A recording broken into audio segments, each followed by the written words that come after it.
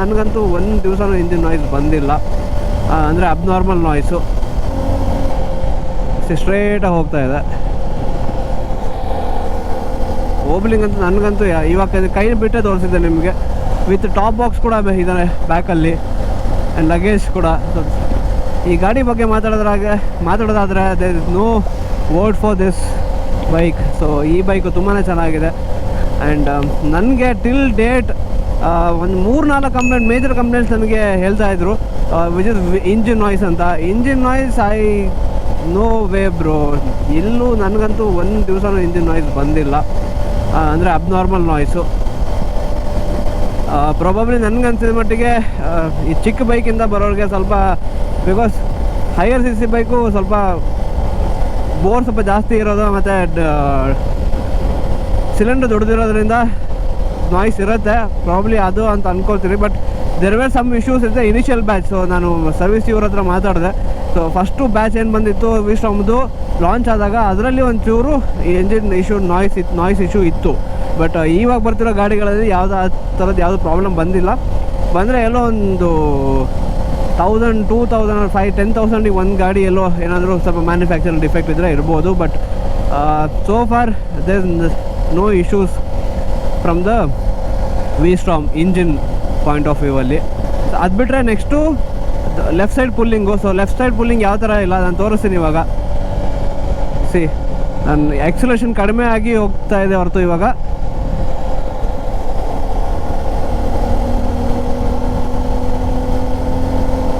So up ಇದೆ, ಸ್ಟ್ರೇಟಾಗಿ ಹೋಗ್ತಾ ಇದೆ. ಸೊ ನನಗಂತೂ ಆ ಥರದ್ದು ಏನೂ ಇಲ್ಲ. ಪುಲ್ಲಿಂಗ್ ಅಂದರೆ ಹೆಂಗಿರ್ಬೇಕು ಗೊತ್ತಾ, ಕೈ ಬಿಟ್ಟರೆ ಹಿಂಗೆ ಇಳಿತಿರ್ಬೇಕು. ಇವಾಗ ಕಾರ್ದು ಏನಾದರೂ ವೀಲು ಬ್ಯಾಲೆನ್ಸು ಅಥವಾ ಬ್ಯಾಲೆನ್ಸಿಂಗ್ ಇಲ್ಲ ಅಂತಂದರೆ ಆವಾಗ ವೀಲ್ ಅಲೈನ್ಮೆಂಟು ಬ್ಯಾಲೆನ್ಸಿಂಗ್ ಇಲ್ಲ ಅಂತಂದರೆ ಇವಾಗ ಕಾರು ಎಳಿಯತ್ತೆ. ಹ್ಯಾಂಡ್ ಕೈ ಬಿಟ್ಟರೆ ಹಿಂಗೆ ಎಳಿಯತ್ತೆ, ಡೈರೆಕ್ಟ್ ಹಿಂಗೆ ಎಳ್ಕೊಂಡು ಹೋಗುತ್ತೆ. ಆ ಥರ ಎಳಿಬೇಕು. ಸೊ ಆ ಥರದ್ದು ಯಾವುದೂ ಇಶ್ಯೂ ಇಲ್ಲ. ನಾನು ತೋರಿಸ್ತೀನಿ ಇವಾಗ. ಇಲ್ಲಿ ಸ್ವಲ್ಪ ಡೌನಲ್ಲಿದೆ.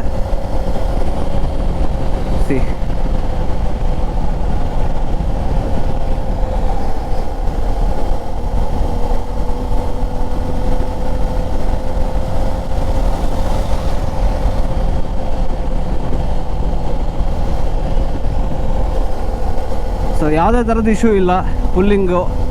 ಅದು ಬಿಟ್ಟರೆ ದೆನ್ ನೆಕ್ಸ್ಟು ಓಬ್ಲಿಂಗ್ ಅಂತ ನನಗಂತೂ ಇವಾಗ ಕೈ ಬಿಟ್ಟೆ ತೋರಿಸಿದ್ದೆ ನಿಮಗೆ.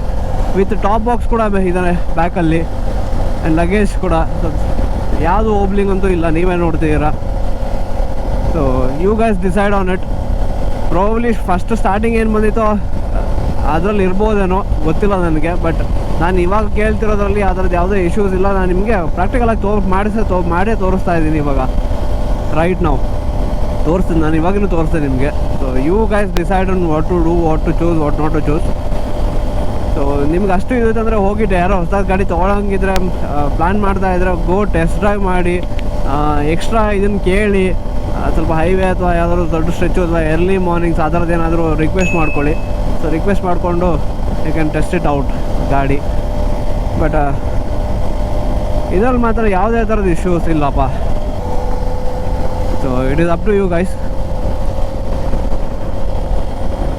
ಆ್ಯಂಡ್ ಓವರಾಲ್ ಮೈಲೇಜು ಬಾಕಿ ಎಕ್ಸ್ಪೆಕ್ಟ್ಸ್ ಅಂದರೆ ನಿಮಗೆಲ್ಲ ಗೊತ್ತೇ ಇದೆ. ನಾನು ಆಲ್ರೆಡಿ ಅಡ್ವಾಂಟೇಜಸ್ ಮತ್ತು ಡಿಸ್ಅಡ್ವಾಂಟೇಜ್ ಬಗ್ಗೆ ಮಾತಾಡಿದ್ದೀನಿ ನಾನು ಹಳೆ ವಿಡಿಯೋದಲ್ಲಿ. ನೋಡಿಲ್ಲ ಅಂದರೆ go check it out. But overall this bike is brilliant guys, most underrated. Pricing ಒಂದು ಸ್ವಲ್ಪ ಹೆಚ್ಚು ಕಡಿಮೆ ಆಗಬೇಕಿತ್ತು. I mean should have been little down because it's a very basic bike, no extra fancy features.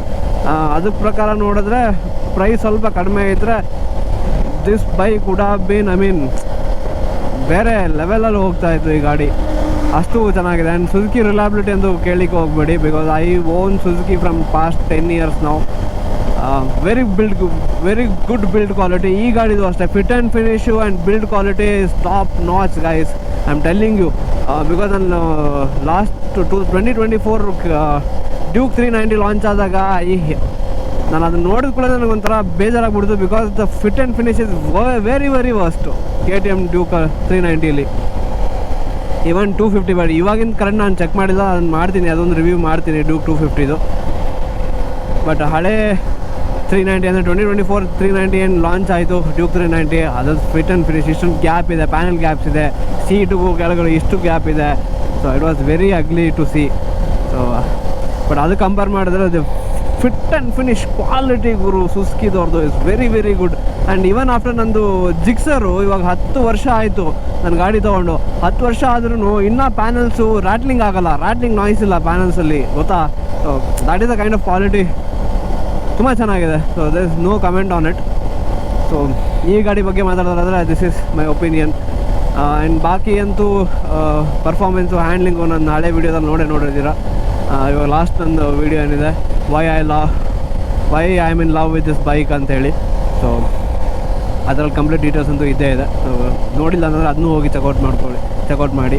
ಯಾಕೆಂದರೆ ಅದನ್ನು ನಾನು ಒಂದು 1000 kilometres trip ಮಾಡಾದಮೇಲೆ ನಾನು ಅದನ್ನ ರಿವ್ಯೂ ಕೊಟ್ಟಿದ್ದೀನಿ.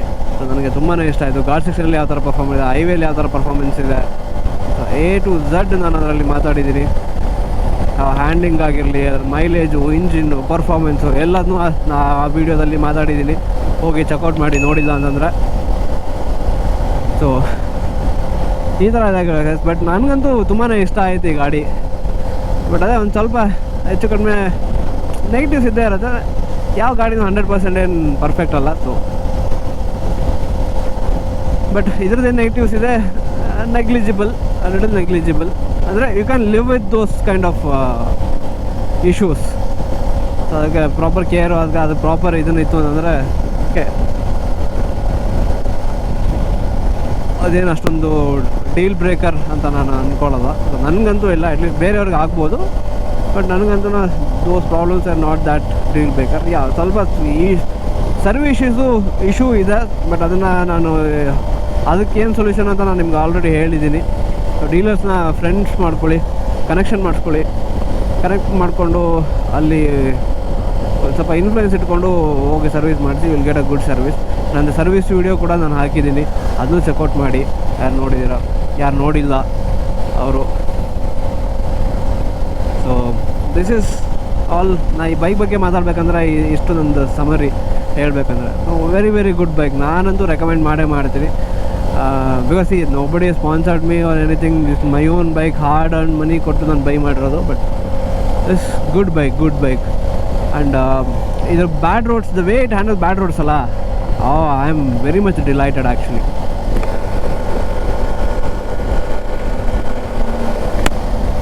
The way it handles the bad roads, boss category.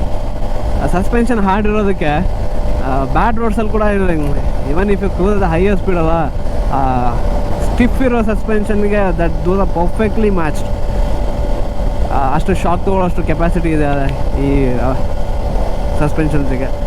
So ಒಂಚೂರು ಇದೆಲ್ಲ ಇನ್ನು ಆ್ಯಕ್ಚುಲಿ ಕಾರಲ್ಲೇ ನನಗೆ ಫೀಲ್ ಆಗುತ್ತೆ, because my height and suspension are softer. But ಈ ಬೈಕಲ್ಲಿ ನನಗೆ ಫೀಲೇ ಆಗ್ತಾಯಿಲ್ಲ ಹೈ ಸ್ಪೀಡಲ್ಲಿ. ಬಟ್ ಅದೇ ನಾನು ಸ್ಲೋ ಸ್ಪೀಡಲ್ಲಿ ಬಂದೆ ಅಂತಂದರೆ it is like feels like L.